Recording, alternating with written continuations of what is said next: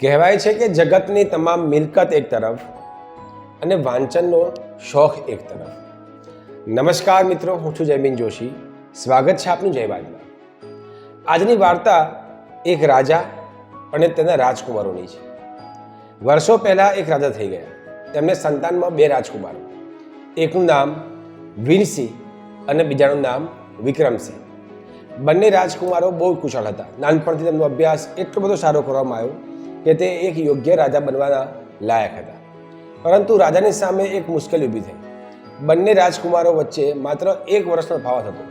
બંને હોશિયાર, બંને યોદ્ધા, બંને જ્ઞાની. હવે સમજમાં નહોતું આવતું કે રાજકુમાર કોને બનાવે, કેમ કે બંને રાજગાદી માટે લાયક હતા. પ્રજા માટે કોણ યોગ્ય છે અને કોણ નથી એ નક્કી કરવું મુશ્કેલ હતું.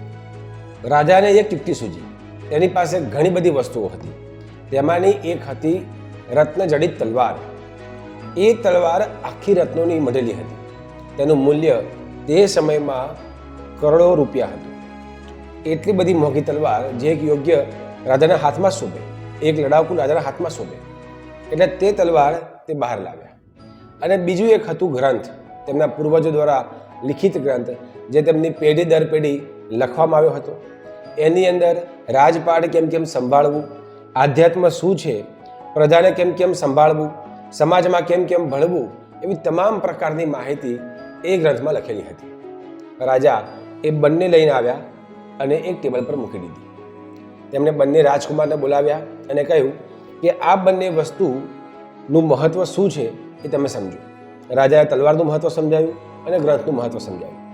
અને બંને રાજકુમારને કીધું કે આમાંથી જે યોગ્ય વસ્તુ પસંદ કરશે તેને જ રાજા બનાવવામાં આવશે. રાજાને લાગ્યું કે બંને તલવારને પસંદ કરશે.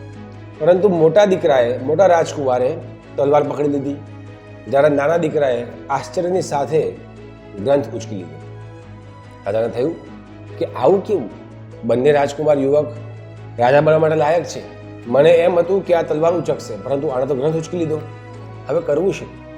હવે તેણે તૈયારીમાં નિર્ણય લીધો કે ભાઈ જેને તલવાર ઉચકી છે એ જ રાજા બનશે. એટલે બધાની હાજરીમાં રાજાએ મોટા દીકરાને તલવાર આપી અને તેને રાજા ઘોષિત કરી દીધો.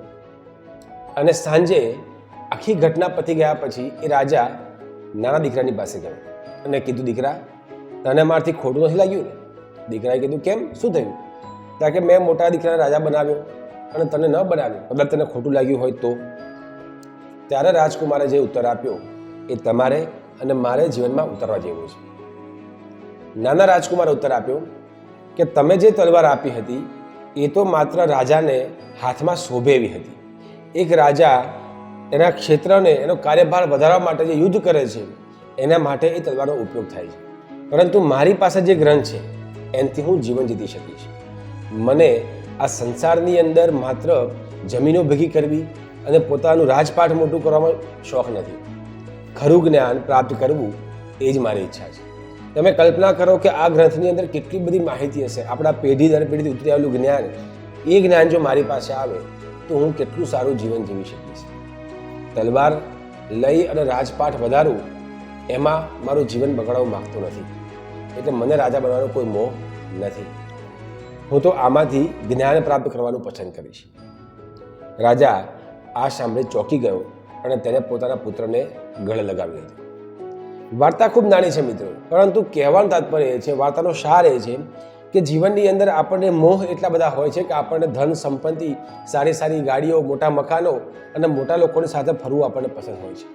આપણને સાદા કપડાં નથી ગમતા, સાદું ભોજન નથી ગમતું, સાદા લોકો નથી ગમતા અને સાદા લોકોની વચ્ચે આપણને બેસવું પણ નથી ગમતું. ઘણી વખત તો આપણને આપણા માતા પિતાથી પણ શરમ આવતી હોય છે. પરંતુ ખરું જીવન તો જ્ઞાન પ્રાપ્ત કરવામાં જ છે. સંપત્તિ એક દિવસ જતી રહેશે, પરંતુ આપણી પાસે જે જ્ઞાન હશે, જે અનુભવો હશે, અન્ય લોકોના અનુભવો આપણી પાસે હશે, એ આપણા જીવનને ઉત્તમ બનાવી શકશે. કેમ કે જીવનના પડાવમાં ટકી રહેવા માટે સમજણ અને જ્ઞાનની ખૂબ જરૂર હોય છે. આ સાથે નવી વાર્તા અને નવા સંવાદ સાથે ફરી મળીશું. ત્યાં સુધી નમસ્કાર.